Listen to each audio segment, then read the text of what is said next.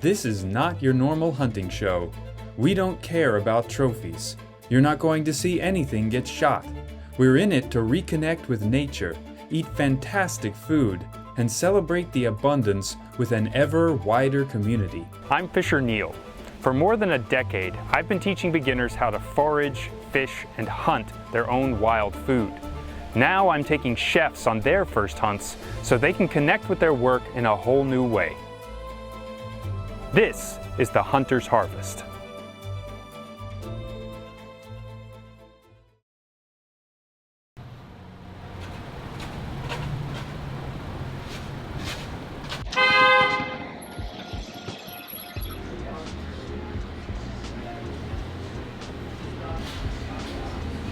I'm AJ. I'm an executive chef in New Jersey. I've grown up in New Jersey my whole life, up north in Sussex County by Sparta. So I've only ever cooked my whole life. I've never had a different job. I was 16 and I needed to get a job to save money to buy my first car. And so I started washing dishes at a pancake house and realized that sucked. Yeah, you know, it was terrible. So I was like, all right, obviously need a job, so I should learn how to cook here.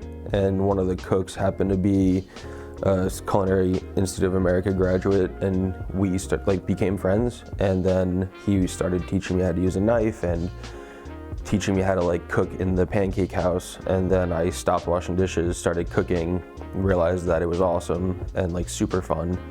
And then I just wanted to keep doing that, so I went and started working at a golf course. The minute I turned 17 and got my license, and also became an adult in school's eyes, I started signing myself out of school at noon every day and going to work. And I was in high school working 55 hours a week in the restaurant, like an insane person, and just have been doing it since. I would work in the best restaurants I could throughout New Jersey. Became serious with cooking when I met someone at the golf course and decided to go to culinary school, and then work for that same chef after culinary school, and then work for that same chef at 3 other restaurants, and then ultimately opened the Ryland Inn in White House Station as a line cook, and left there as the chef de cuisine, which is the second chef in the kitchen. The whole menu is new. The whole menu is my design.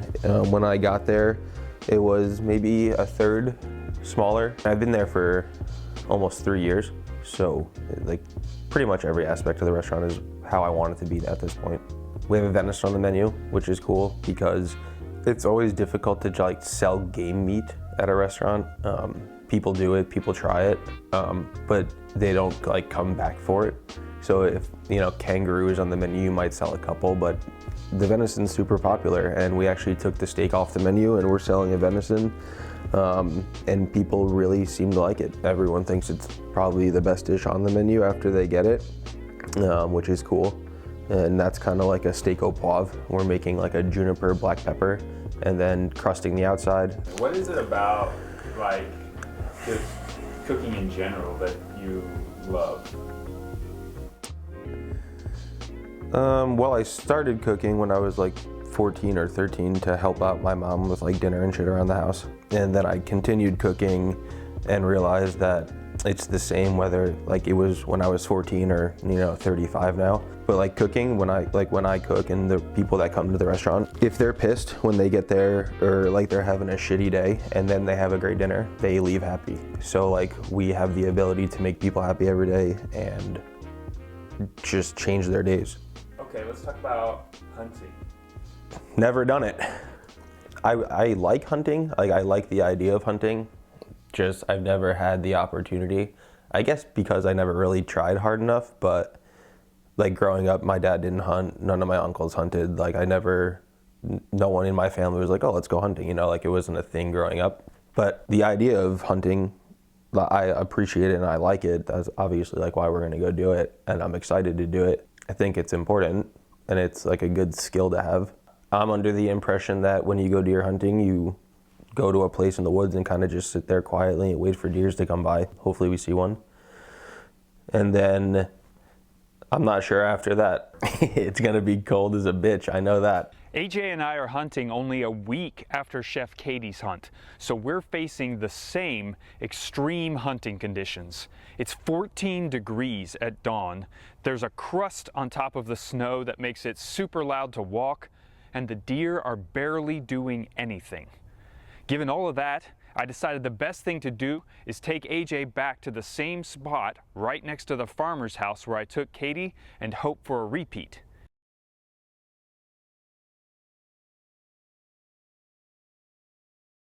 As luck would have it, we found 2 deer bedded down in exactly the same spot as Katie's deer. There's one deer on his feet right now. Walking to the left. Okay, this one just stood up, I think. Dude, can you shoot it without hitting the Winnebago? I'm not sure. Okay. If you can, slide over, like a few inches so that you're clear. That deer's in a pretty good position to shoot otherwise. Do you see the one on the left down there? It's in the open. Look along the tree line to the left, further to the left. It's not a good angle on its body, but if it turns broadside, we can shoot it. There's no need to be in a rush, if it doesn't give us a shot we really like. Oh, wait.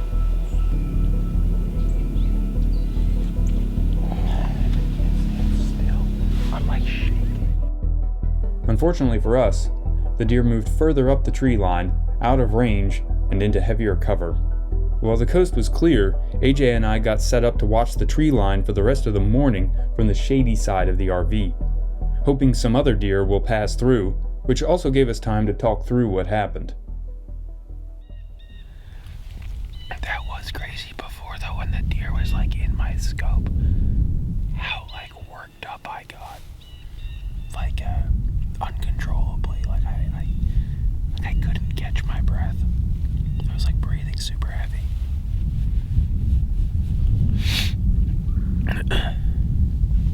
Yeah, it's a massive adrenaline dump. And realistically, the deer was probably in a good shot for 15 seconds. But in my head, I was like, Jesus Christ, it's been 20 minutes. Hurry up. It's a little different than I thought. It's I didn't realize it was just I didn't realize we were gonna just be sitting in this snow for so long. I thought it was stay here for a couple minutes and then go over there for a couple minutes and then go over there for a couple minutes. I thought we were gonna walk 2 miles today. Yeah.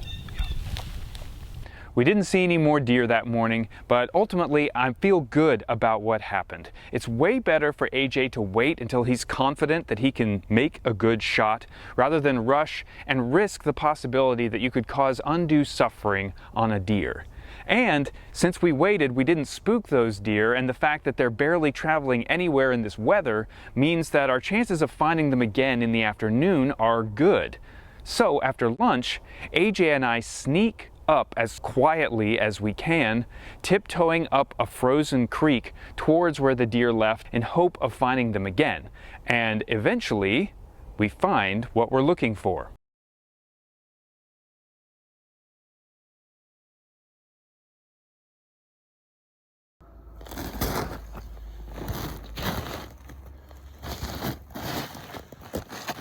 The deer were feeding away from us, and we didn't want to risk going any closer, so we hunkered down to wait for them for the rest of the day. Finally, as dusk approached, we saw the deer coming back in our direction. This could be the moment we've been waiting for, but we are rapidly running out of time. AJ is struggling to see them through the trees, and I am desperately trying to film the deer and help him spot the deer at the same time. It's 150. I can't even see it. It's right up there. It's right up there, buddy. I see it. Get on it. Wait, over there. Up high. Up high by the base of that big tree. Right up there, bud. Right there.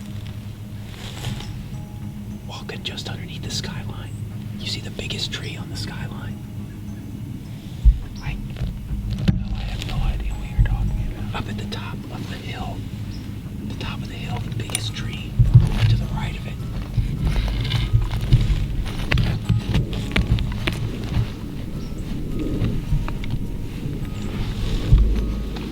Oh, it just laid down. Oh my God. There's actually two of them right there now. God, are you kidding me? Where are you looking right now?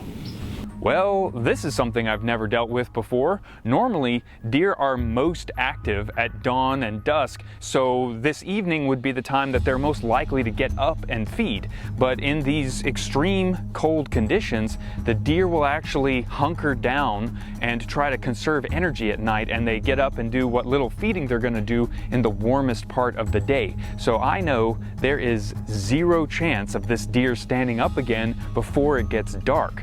So I get AJ where he's finally looking in the right spot. He still doesn't perfectly see them. And then I do what I have to do and try to frighten these deer just enough to get them to stand up without running away.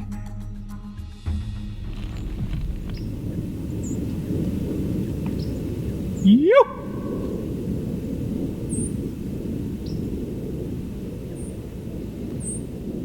Did they move? They looked this way. They haven't stood up.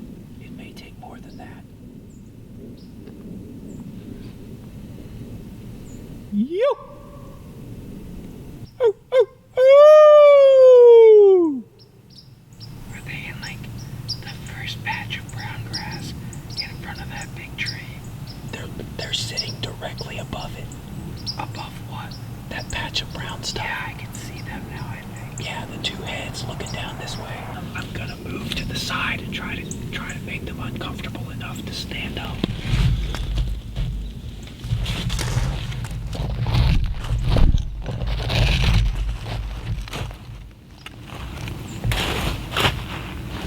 There they go. Standing up. You see them? No. Where? Right under that big tree. Fuck, I'm looking right at that tree. Like straight in front of me, right? Yep. Just below the ridge. There's one directly under the base of the big tree, and one off to the right. Oh, I got him. If you have a clear enough shot, you should take it.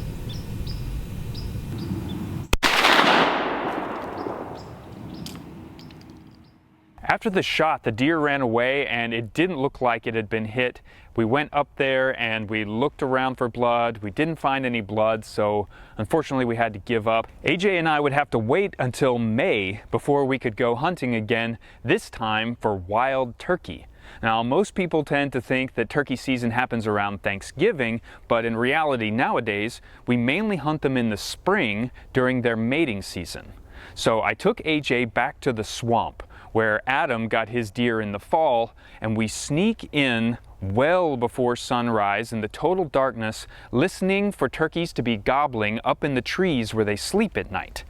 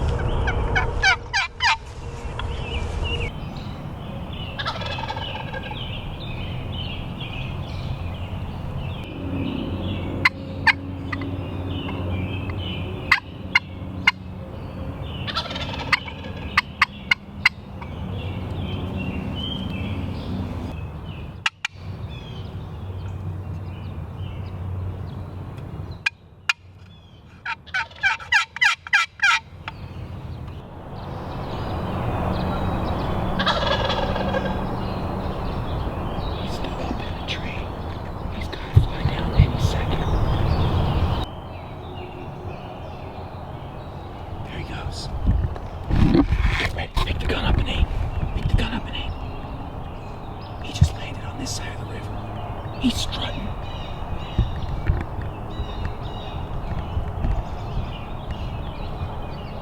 He's to your left. He's about 60 yards. He's not quite in range. Hopefully he's gonna see the decoy.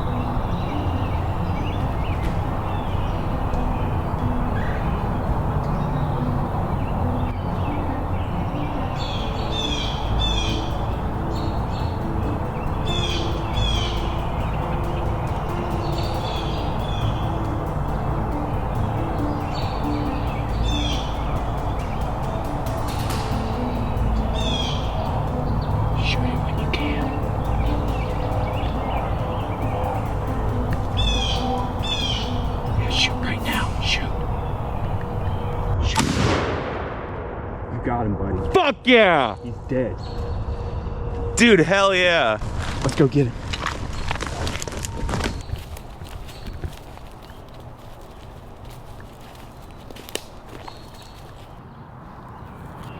The wings are huge. Yeah, splay them out. Whoa. You're gonna taste delicious, bud. I gotta go hang it up in my dry aging fridge at the restaurant. Oh my god. Sick. This is heavier than I thought. Cool, now what do we do for the rest of the day?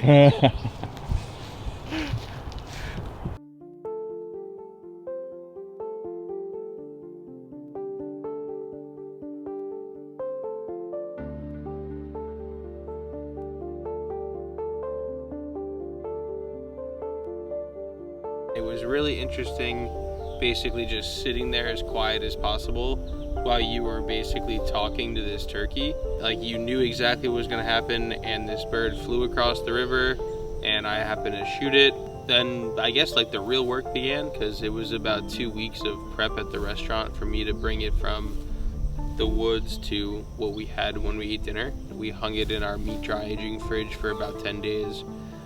That is like a super old school European method of butchering birds, where you age them with their feathers and their blood and everything, and the meat tenderizes itself from the lactic acid. So we aged it, cleaned it, and then all of a sudden I had this massive prehistoric thing, and it was like, how do I use all of this? The idea with the turkey was to basically use as much of it as I could. AJ is going to prepare his turkey for a dinner party at the home of someone who is long overdue for an introduction on this show. You've heard all the chefs say his name. You've seen him appear in a lot of clips. His name is Dan LaPau. He's one of my best friends. He's my main hunting partner, and he's the owner of the Foraged Feast. Enjoying the dinner party will be my wife and I, Dan and his family, AJ's fiance, and a very special invited guest who's a dear friend of AJ's. My friend Joey Mazza is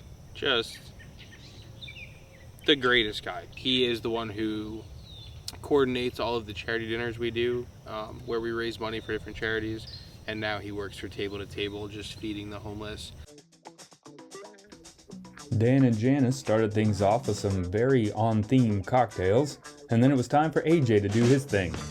But before he made the main course, AJ made an appetizer that had everyone at the party, including myself, testing the limits of what we dared to eat, and set the tone for some truly daring dishes. To start it all off, he made turkey organ crostinis with grilled heart, grilled gizzard, and most shockingly, pan-fried turkey testicles. Amazing.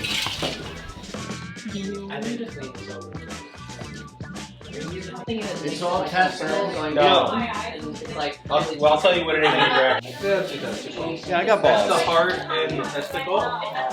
Thanks, That's the gizzard and the testicle.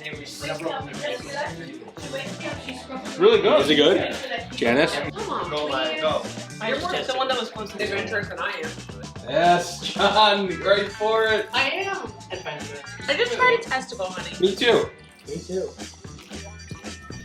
She's like, what is that? Because I brought home a cooler of all this meat, and all of each organ was in its own little clear bag, and one was labeled Turk D's nuts. And she's like, what is that? And they were just like these yellow little things with purple veins, and I was like, well, they're the testicles. And she was like, oh god, oh god. The breast got kind of pounded out and then rolled, stuffed with a mousse of the tenderloins, and then basically rolled back into caul fat. And what we ended up making was a sausage using the thigh and the leg. We took the sausage and we stuffed it into the head, so I left the neck skin attached to the head, basically cleaned it, and then filled it with the sausage, tied it, and then we took the leg, same thing, left the foot on the leg skin, piped it back into the foot kind of deal, and tied it. And when the day of the dinner party, we made a liver and gizzard dirty rice risotto.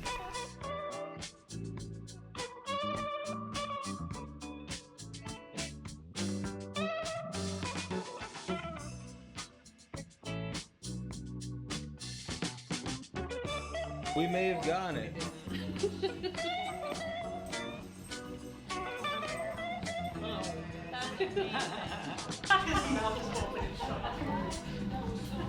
All right.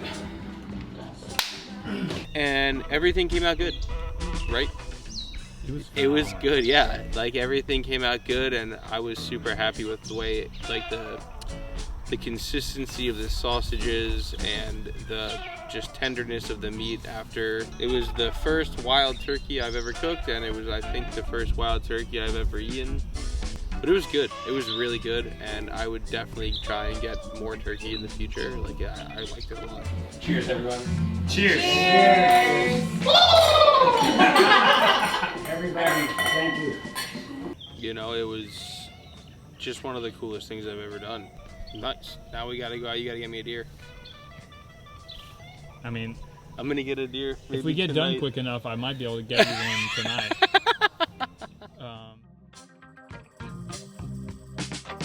The sight and sound of an eastern wild turkey gobbling and strutting his way toward you in the morning light is a truly magical experience.